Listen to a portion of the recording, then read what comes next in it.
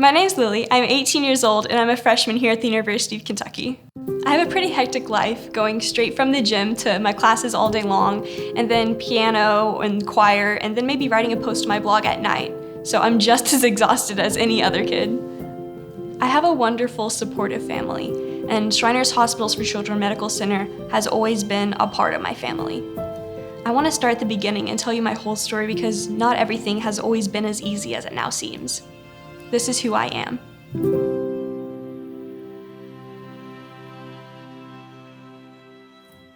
When I was about 20 weeks pregnant with Lily, we went for just the regular prenatal ultrasound. And so this was our third child. We felt like we knew what was going on and this was going to be fairly routine. The ultrasonographer had to excuse herself from the room for a minute, and I started to get a little nervous. And then she came back and asked us to move to a different room so that the radiologist could take a look. Time just seemed like it stood still. Finally, he said, well, your baby has PFFD, is what he said, partial femoral focal deficiency, or syndrome. He used the word syndrome, and then I just couldn't think about anything else. So we were completely taken aback. All the words he chose were very deliberate, not to alarm us, to try to be soothing, but at the same time, he would talk about options. He was not being very forthright with what he saw as options, and one of those options was not something that we would be willing to consider. Seeing her for the first time, one of the first things that was noticeable was that she still had that red hair, that even though you're always uncertain about hair color at first, it was clear to me that, yeah, she was going to be another redhead. So it was nothing but another joyful birth. So Lily was diagnosed and born with fibular hemimelia and congenital short femur. And so that basically means the femur on her right leg, or her right thigh, is a little shorter than the other one, and her lower leg, she has the tibia or the shin bone, but it's also a little short. And the second long bone of the lower leg, the fibula, was missing completely. And along with that, several bones of her foot and ankle were missing. The foot only had 3 toes and was very crooked towards the outside of the leg and would almost lay up against the outside of the lower leg at times. We came directly from the hospital and over the next few months settled into a new routine and a new environment. When Lily was 7 months old, we decided to do the Symes amputation. The emotional part of that was hard to overcome. Us making a decision for her that she has to live with. You know, it's not something that you can undo once you decide to do an amputation. So, you know, we battled with that for a long time.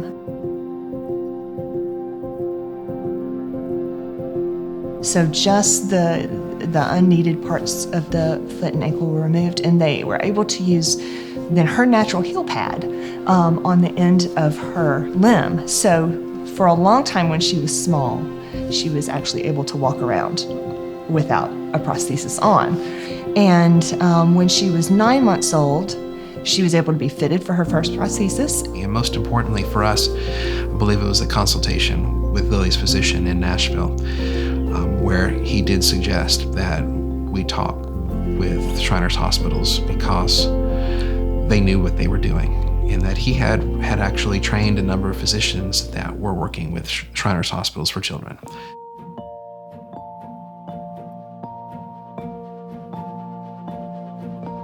I remember when we first saw Lily when she was about 18 months old, and she had red hair like her mother and big eyes, and she was a little scared, as you'd expect. So the procedures that we've done have altered the growth of her limb so that children who have fibular deficiency tend to grow into more knock-knee or valgus position.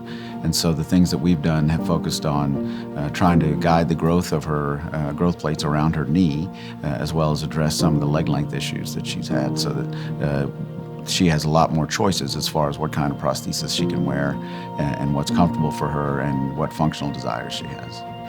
With this condition, there's some decision-making involved early on in the process because some of these children will have enough ankle and foot instability that they can be reconstructed and we can preserve their foot. And some children we feel like do better with an amputation or ablation of their foot and allow them to start prosthetic wear. I think in Lily's particular case, there's not much question that this was the right decision for them. I remember taking care of Lily since she was very little.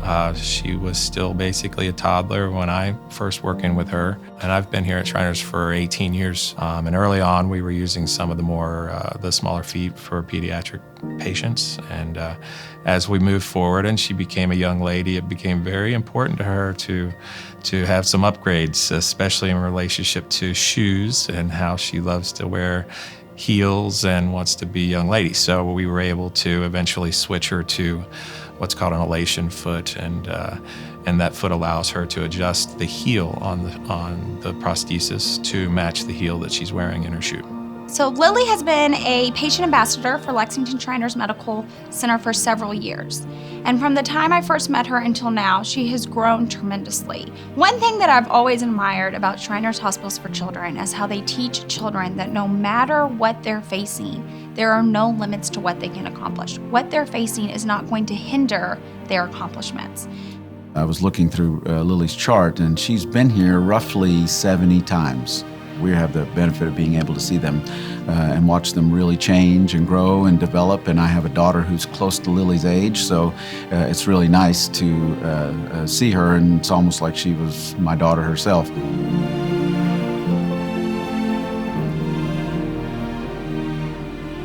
I was probably about 4 or 5 years old maybe, and it kind of just hit me that I'm different. You know, I guess at that point I realized I had kind of a unique perspective. I think that was the first time I made a conscious effort to defy the odds, basically, to say that I'm not disabled, regardless of how I may look. And that's kind of something that stuck with me ever since then. I think that God doesn't have a plan B, and the amount of tissue that I have right now and I was born having was his plan A. And I don't see my experiences or my amputation or what I was born with as something I was missing, because I don't see it as mine to begin with. The experiences that I had through that and what I learned through them and the people that I've met have more than made up for anything that I missed, you know?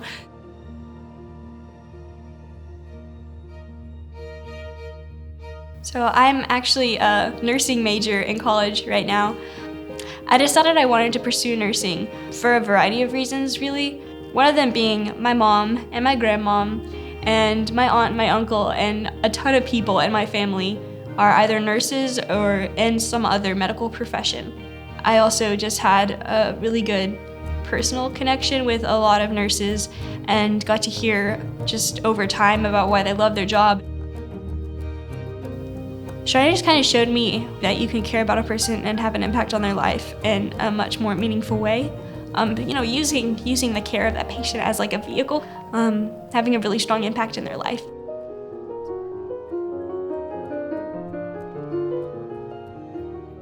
So by the time I was finishing up high school, I had been playing piano for well over a decade, actually, about 14 years at this point. And it was pretty easy for me, actually, to decide to do a music performance minor. It would let me do ensemble credit, in which I could do women's choir, which I'd been wanting to do for a really long time.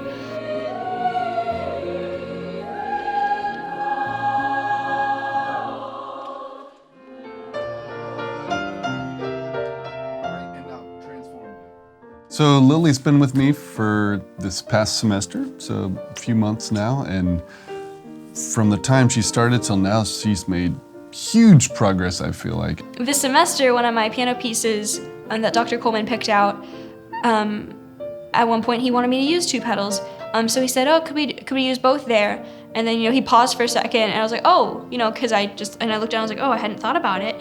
And he goes, oh, never mind, you don't have to, you don't have to learn, you don't need to do that, you know, it's okay, I understand. And then I just thought about it for a second, I was like, no, I'm gonna learn how to do it. I had the 3 under there. It's there. I did it. It's just like My family and my Shriners Hospitals family have been so important to me over the years, and I wouldn't be the person I am today without every single person that I met along the way. I think she's going to be an inspiration to a lot of other people who might be struggling with a lack of perseverance, lack of determination, maybe getting down because of challenges they're facing. I am so proud of Lily. She has gone above and beyond anything I would have thought possible. To think that she would ever get to be on a national stage talking about her experiences and helping other people, I would never have dreamed that would be something that she would do. But she knew all along. She knew all along. To all the people at Shriners Hospitals for Children in the whole Shrine organization, the opportunities that you provide for the best kind of care is invaluable. It's much appreciated. The way that you do it is just a bonus. It's the icing on the cake. You're friendly and you're happy to see us, happy to see the kids, asking, how was that thing that you had scheduled? And remembering their names is special. And we couldn't be more thankful. I'm incredibly proud of Lily, and not because of what she's done, but because of who she's become. She is a giving person, that she's willing to sacrifice what she wants for others. Most of the time when she's stubborn, it's for a good reason. And so she's got a stick-to-itiveness about her, a kind of a grit that I think is going to serve her well in whatever she applies herself to. I think she's inspiring because of her determination. She doesn't get distracted from her primary goal. In that way, I think I look up to her a lot.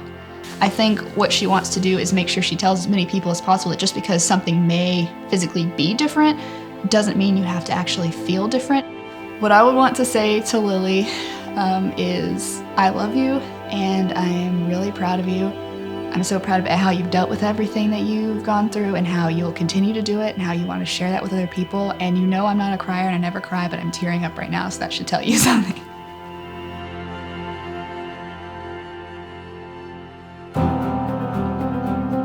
I'm not the best person. I don't exemplify the ideal amputee survivor, and I made a lot of mistakes, but I think somewhere out there, at least one person just needs to hear what I've been given to say. I'll keep receiving care at Shriners Hospitals for Children Medical Center as long as I can, and I'm so glad I get to be a patient ambassador and get to talk to other patients and their families who are going through the same things that I've been through.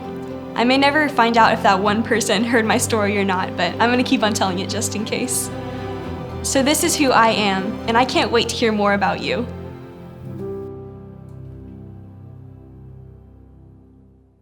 I'm Riley, I'm 16, I'm almost 17. What do you see when you look at me? I'm just a boy, I'm just a teen with a cool bow tie, but there's more to that. This is who I am.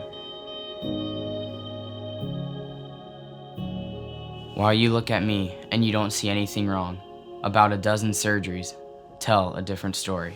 My life's pretty typical. I go to school, I play sports, I walk my dogs, some nights I work, I have a great family, I have a great church family.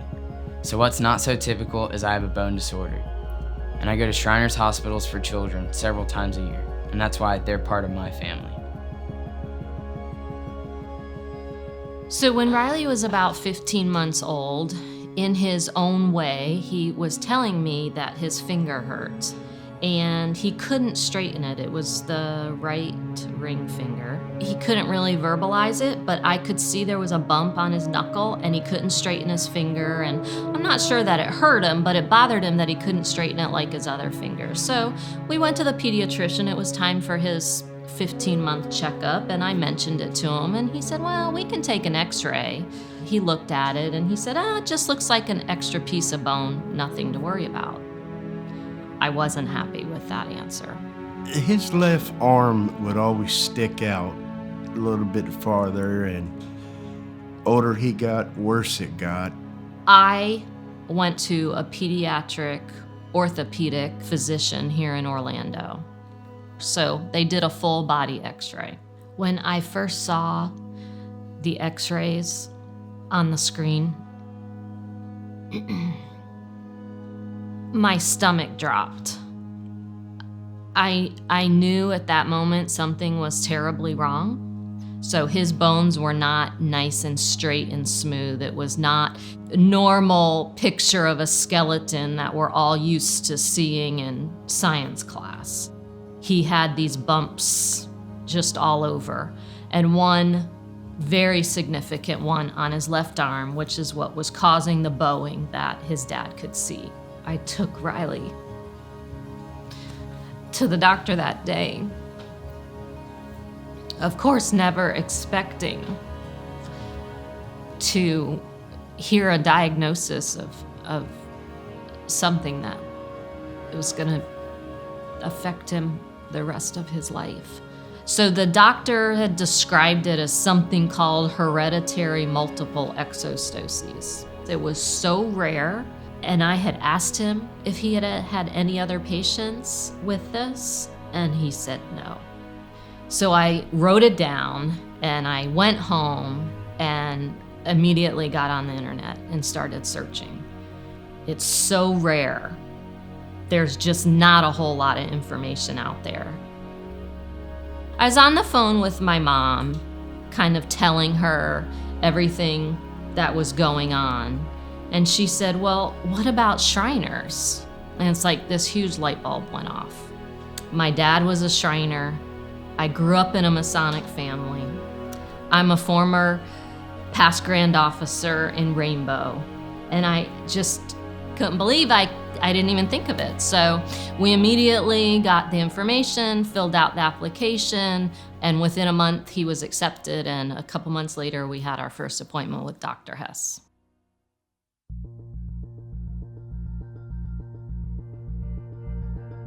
I've known Riley for quite a long time, and we've followed him through his development, and we've had to intervene in the upper extremities to try to best the development of his skeleton. Riley has multiple hereditary exostosis, which creates abnormal bone growth near the growth plates.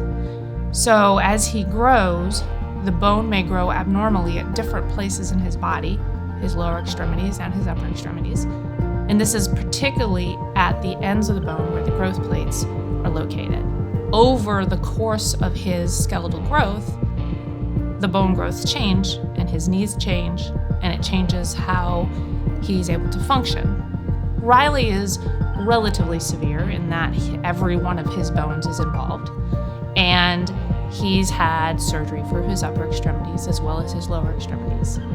However, with the partnership between myself and Dr. Hess and the occupational therapy and rehabilitation therapy teams, we've been able to stay on top of his condition and make sure that any bone growths that are painful or problematic to him are addressed by the surgical and rehab teams. The surgeries that Riley has had on his, specifically on his forearm, is to try to prevent radial head dislocation, stability of the elbow, and stability and a proper alignment of the wrist. So he's had a couple of procedures in the forearm that we have lengthened his ulna, specifically a one-stage lengthening process where an external fixator was put on the bone. We pulled the bone out to as much length as we could at one sitting and then plated it. I met Riley, I think, in 2013. It was not his first surgery, but that was the first time I took care of him, and subsequently I've probably taken care of him in the operating room at least 3 or 4 times since then. Anytime a family sees a familiar face, it takes so much of the stress and anxiety away, especially when they know that you can take care of their child and you've done it before and you know what to do. They want you to do that again. As we take care of many children who have lifelong conditions, we keep in mind and we work with the family to determine what are the ultimate goals. How do we make them as independent as possible?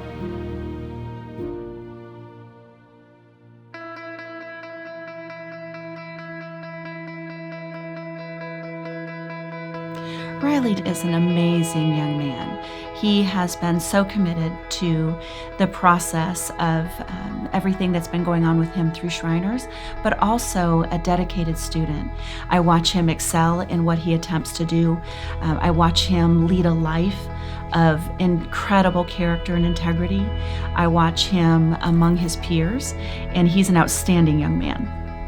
Students seem to respect him, they respond to him, they get along with him, and I think it's probably a reciprocal thing because he treats people with respect. I think he's going to be a great example of how you can overcome, and I see him as being a great face for that. So I look for great things for him in that regard.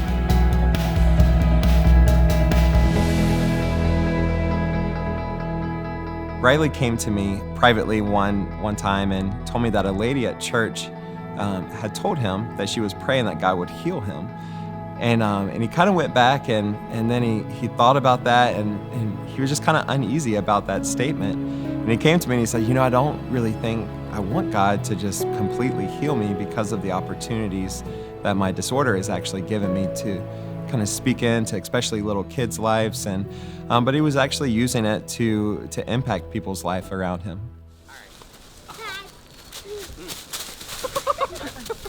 One of the best things that happened to me this year was meeting Theodore. Through the hospital, we had heard about this little boy that lived over near Daytona that also has the same disorder as Riley. We have traveled this road for 16 years and had never met anyone else that had this disorder. And so I remember Riley, I was anxious when I knew they were showing up to the Daytona International Speedway. And as soon as he walked through the door, I remember scanning him, as a mother would. And I saw his arm and I saw his leg, and I also saw that he was just smiling and handsome and he drives and has a job and goes to school and all these normal things. And it gave us hope that, Theodore may also live this normal life or close to normal life like Riley. And he embraced him right away. It was like they've known each other for years, and easing for Theodore as well to be able to relate to somebody or to look at him and see that everything's going to be okay. I would like to just say thank you to them for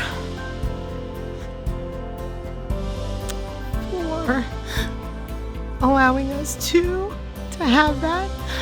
I would like to just say thank you for opening up their hearts and allowing us to be a part of their family, because I don't know really where we would have been if we didn't have those answers.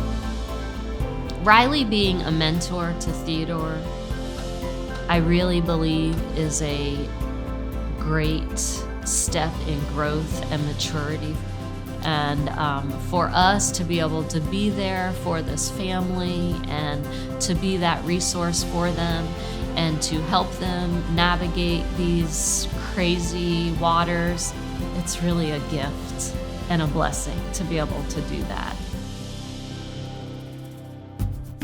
Riley is currently a patient ambassador for the Tampa Hospital, and that came about through our work with an annual golf tournament that was started by my husband's employer. It's something I wanted to do to pay back the hospital and what all they do for everybody. Riley wrote over 200 letters, individualized them. He signed every one of them, and we mailed them out with a pamphlet for the golf course. And we raised so far over $500,000. Rod gets out there, plays a little golf, and it's a fun time, but it's still going to a good charity, and it's 100%.